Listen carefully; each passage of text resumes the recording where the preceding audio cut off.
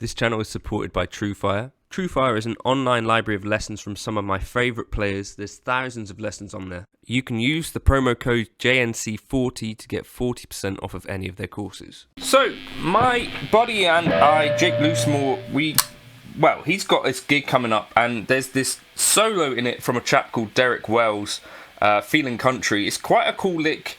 It's kind of happening fairly fast. It's not that easy to hear exactly what's going on initially, so he's spent longer than me on this, but we spent some time going back and forth about how you might play this thing, and I thought it might actually make a good opportunity to talk about how to build a lick up to speed and the right way, I think, to go about doing this stuff. Now, there are folks that have sort of said that actually playing slower and building up to speed incrementally is not the way to go. I think there's a little bit of just forgetting why we do some of this stuff that's going on with that. It's not to say that there's no wisdom in what Martin Miller, I think Andy Wood has said it as well, but I think there's a reason that we start slower, and I kind of wanted to talk about that in this video. So anyway, like the lick goes.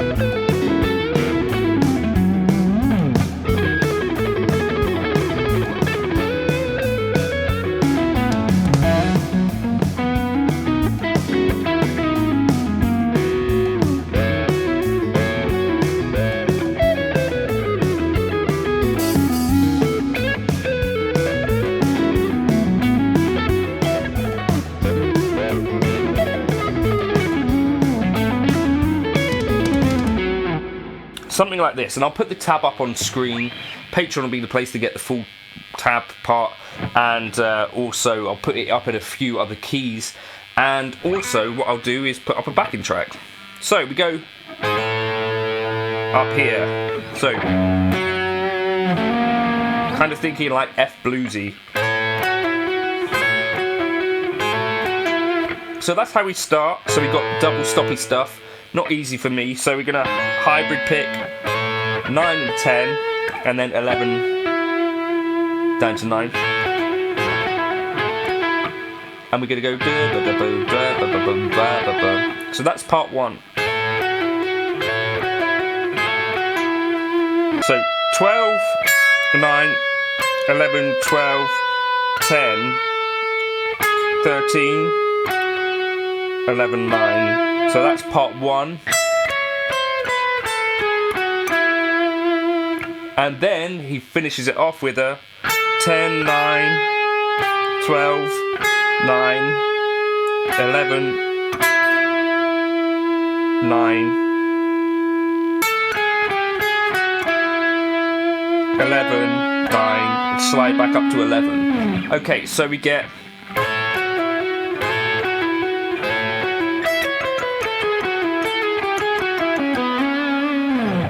Now, here's the main point. Why do we talk about starting a thing slow? The whole point is that for us to get this to any level of speed, it's going to need to become essentially almost entirely muscle memory. And it becomes a move where we're not thinking about any of the individual parts any longer. We're actually thinking about the whole thing as like. Like, it no longer becomes something where we're thinking about, well, where do our fingers go? So that is exactly why. So if I want to get it to 3, 4, this is my goal tempo. There. I don't want to start at that tempo, obviously, and we all know that. Right, just got to go and drop this to DPD. So just slow the whole thing down. Use your YouTube slow down thing, and I would start playing it at half tempo.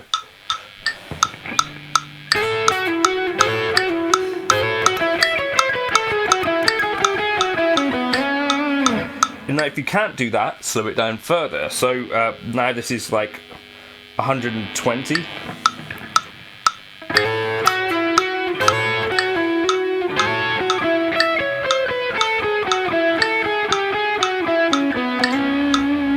And what we're thinking about when we're doing this is the mechanics of how we're playing the thing. Where are our fingers going? And for example, with this lick, one specific thing I pointed out was that our ring finger should be dealing with the 12th fret, and then our pinky should be dealing with the 13th fret. So we're minimizing any sort of weird movement so that it actually becomes a bit more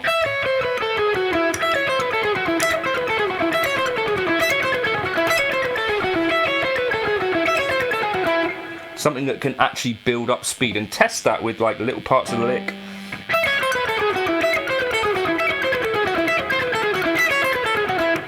Is that something that can scale up to speed? So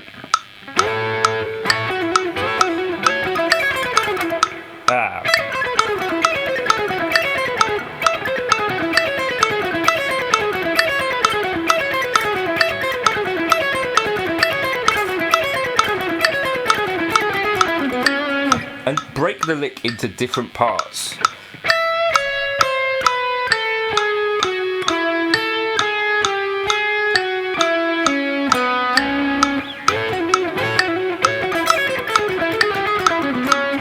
Okay, and once you're getting it to the stage where it's like, right, okay, I can reliably play at half time, then what I might do would be this sort of thing. So take it down to like 130 BPM, somewhere where it's comfortable.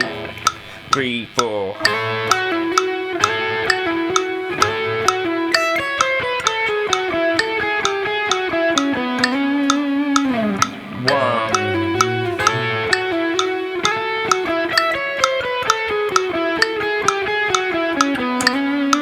And then jump to your full tempo.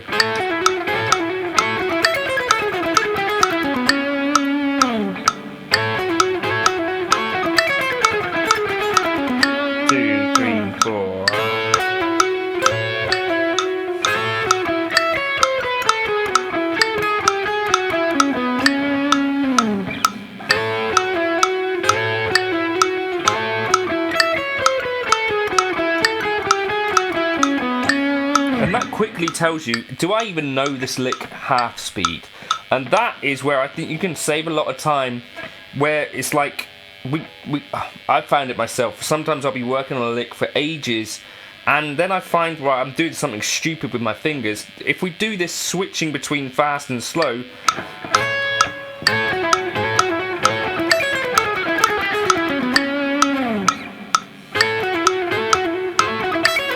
right, and then the next thing I'm going to tell you to do is to put your click on 2 and 4. 4, 1, 2, 3, 4.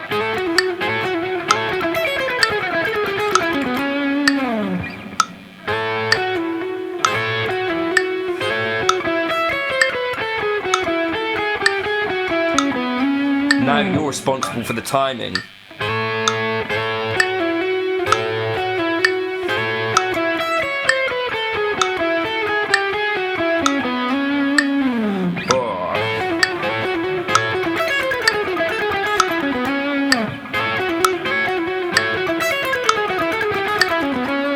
Right, and then when we're getting reliably confident that it's kind of going between fast and slow quite well, then jump up a few BPM. So I've gone up 10 BPM here.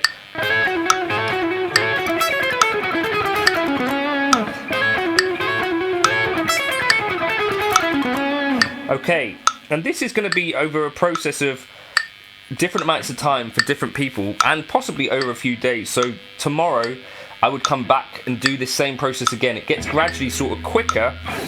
Now up at 148.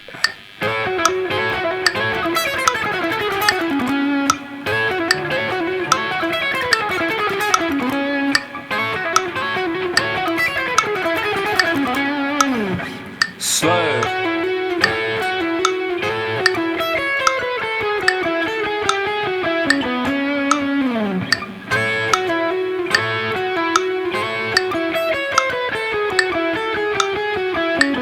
Stay relaxed now. Fuck it up. Take breaks.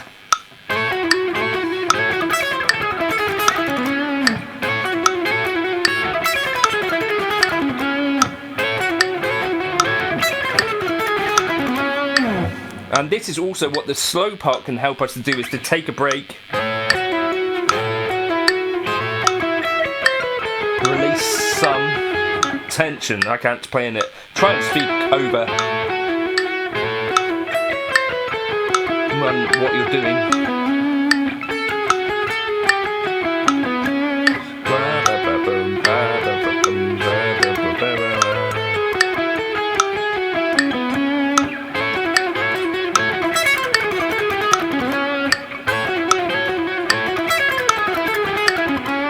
When you start to feel tension in your body, and for me, I start to sort of tense up a bit, my head starts getting a bit warm feeling. Slow down.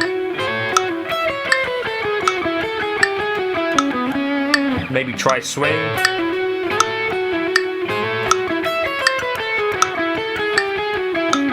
Trying different things to play it in a slightly different feel. Could also consider changing the key.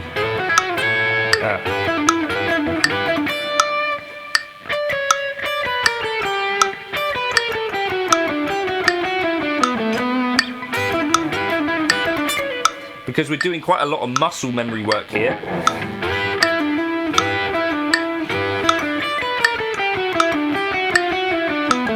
Why not turn it into something we could play in other keys?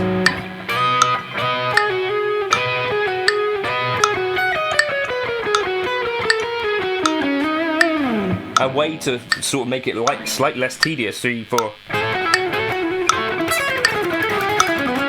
Right, we're getting. Here's my goal tempo. 2, slow.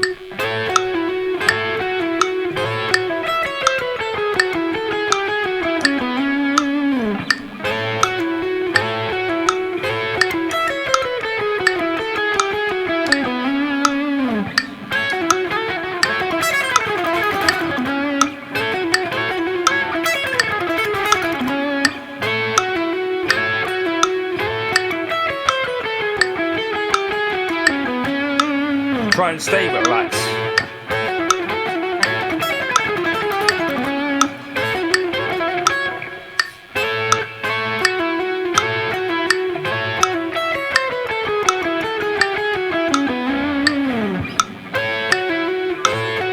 Breathe.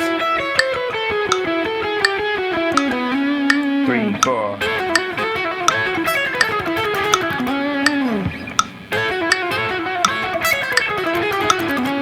3, 4. You may even want to go slightly beyond what your target is and see what it feels like to play it. You know, on sometimes, you know, if you're playing with a drummer, you don't have a click, you might, you know, end up having to try and play this thing slightly faster than record tempo, or maybe even a lot faster. So I kind of, like when I was younger, for sure would go beyond my target point and see if I could sort of flub my way through. So slow. 1, 2, 3, 4.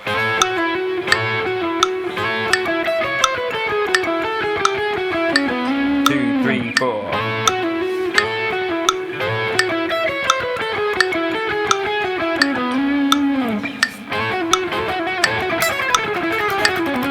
3, 4.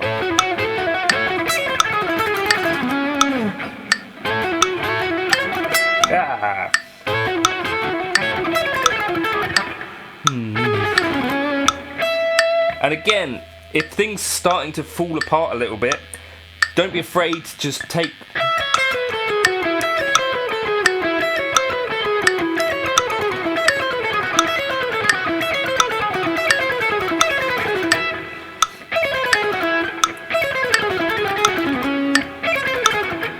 each individual bit of the lick.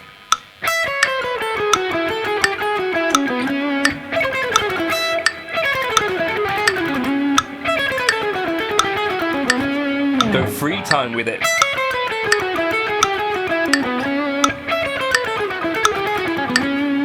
Feel where the blockages are.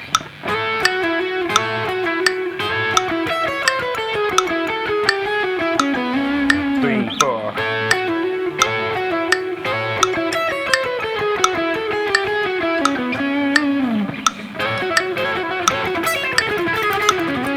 Three, four.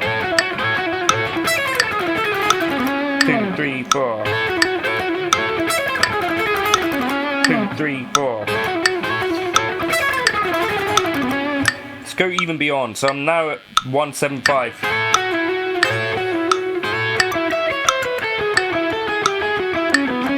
3, 4.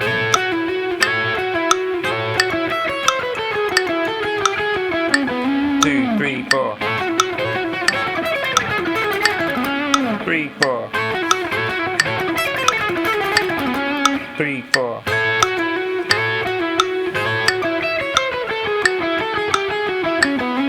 3, 4.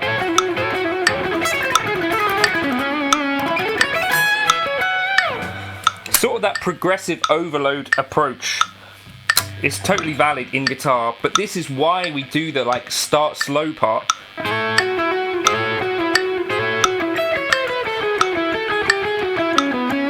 3, 4.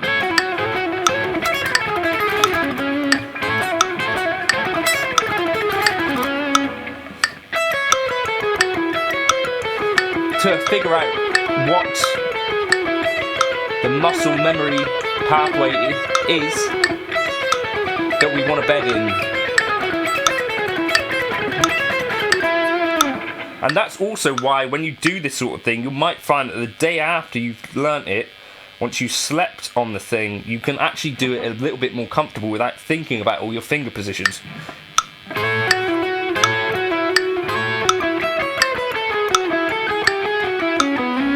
3, 4.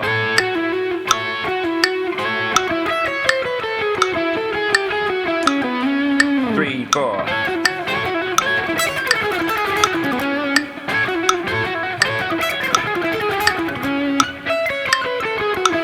Relaxed. Yeah, probably you might find that there's a certain window of time that you can practice for whilst you're making sort of progress, and then it starts to peter off and you get frustrated. Just notice that and maybe take a break.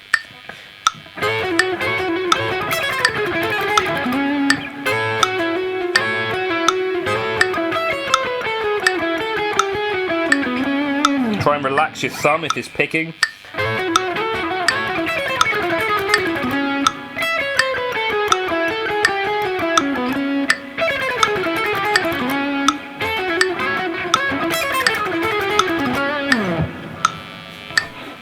That is personally for me the method that I've found works for building speed in licks, and not just having a thing which you can sort of fluff your way through, but being able to reliably play it slightly more accurately. It's not a case that you can just keep bumping up that tempo and keep going forever and ever. I think having this case where you switch between half time and full tempo kind of works quite nicely for doing both things in terms of practicing the muscle memory part and also getting a burst of speed so that you're getting used to playing the lick slow and fast. And this for me works quite nicely. Let me know your thoughts in the comments. Tab for that up on Patreon if you want to give it a try. Shout out to Derek Wells, and cheers for stopping by.